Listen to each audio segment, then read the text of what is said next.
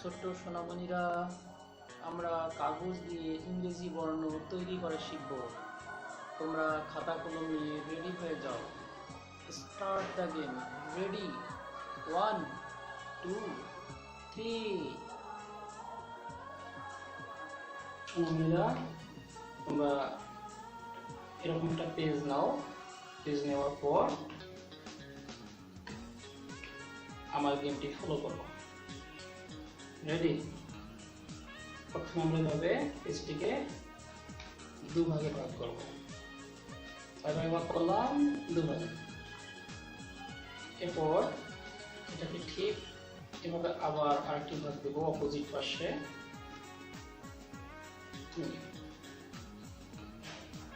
এটা আরেকটা অংশ থাকতেছে, এটাকে আবার নিচের দিকে এভাবে দিব। আমরা 4টি ভাগে ভাগ করলাম। 4টি, 1 2 3 4। এবার আমরা এটাকে সুন্দর করে এভাবে ভাগ দিব। এ পাশে একটা দিব, এই পাশে একটা দিব, তারপর আবারও এভাবে দিব, তারপর এভাবে দিব, এভাবে। দেখো কাগজের টুকরাটি কত ছোট্ট হয়ে গেল। সুন্দর একটা ডিজাইন তৈরি হয়েছে। সুন্দর দেখাচ্ছে না? খুব সুন্দর। সোনামণিরা, এবারে আমরা তৈরি করবো এখান থেকে। যেহেতু আমাদের কাগজ দিয়ে বর্ণ তৈরি করার গেম আমরা খেলছি, এভাবে আমরা একটি পার্ট এখান থেকে সুন্দর করে গোছালো অবস্থায় টান দিয়ে বের করবো। আমরা বের করে ফেললাম অলরেডি। আমাদের এখানে তৈরি হয়ে গেছে। কত সুন্দর ডিজাইনের দেখো। এটাকে যদি আমরা অপোজিট পাশে ধরি, উপরের দিকে ধরি, তাহলে এটা হচ্ছে ভি। কত সুন্দর ভি। আমরা অলরেডি দুইটা বর্ণ শিখলাম, এ এবং ভি কিভাবে তৈরি করতে হয়। এবারে আমরা আরেকটি পার্ট খুলে নেব। নেওয়ার পর এখান থেকে আমরা এন তৈরি করব। সোনামণিরা, আমার সঙ্গে সঙ্গে বলো, এ ভি এন। এই যে আমাদের এন তৈরি হয়ে গেল। এন।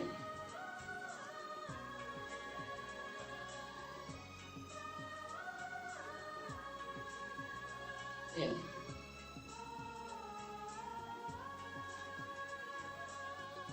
ঠিক আছে? এনটির ডিজাইনটাও কত সুন্দর।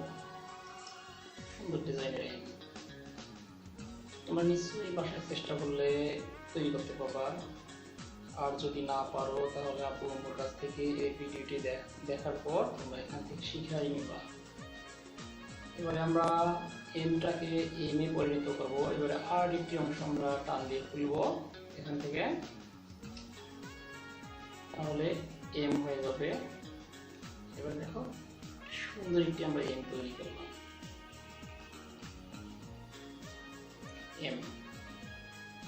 এম এর ডিজাইনটা খুব ফাইন লাগছে না? খুবই সুন্দর। এটিকে যদি আমরা অপোজিট পাশে ধরি বা ব্যবহার করি, তাহলে আমাদের ডব্লিউ আমরা পেয়ে গেলাম। সুন্দরভাবে আমরা পেয়ে গেলাম ডব্লিউ। ডব্লিউটা খুব সুন্দর হয়েছে। আর এই প্যাটার্নটি যদি আমরা খুলি, তাহলে আর একটি সুন্দর ডিজাইন হবে। একটা ঘরের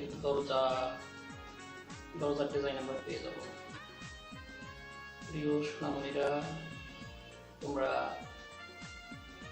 বাসায় বসে পড়ার পাশাপাশি যখন ভালো লাগবে না, তখন তুমি এটা তৈরি করতে পারো।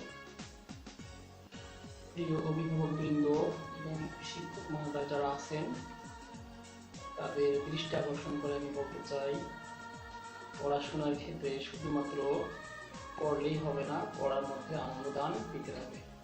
আনন্দ থাকতে হবে। রিডিং ফর প্লেজার, পড়ায় আনন্দ দান।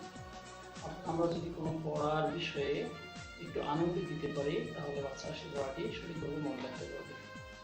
দীর্ঘদিন ধরে সেই শব্দটি খেয়াল থাকবে, এবং সেই শব্দ যদি কোনো ব্যাখ্যা করা হয়, সেই ব্যাখ্যাটি কিন্তু তাদের খেয়াল থাকবে। ধরা যাক আপনি সি পড়াচ্ছেন, ছিতে ক্যাট। আর যদি ক্যাটের সাউন্ড দেন মিয়াও, এভাবে যদি সাউন্ড দেন তাহলে বাচ্চারা এই বিষয়টা মনের মধ্যে গাঁথা রাখবে এবং পরবর্তীতে বিড়ালের সাউন্ডের কারণে এই শব্দটি তারা মনের মধ্যে নিতে করবে। এবার দেখুন খোলার পর প্যাটার্নটি কত সুন্দর হয়, ঠিক একটি দরজার প্যাটার্ন, সুন্দর প্যাটার্ন।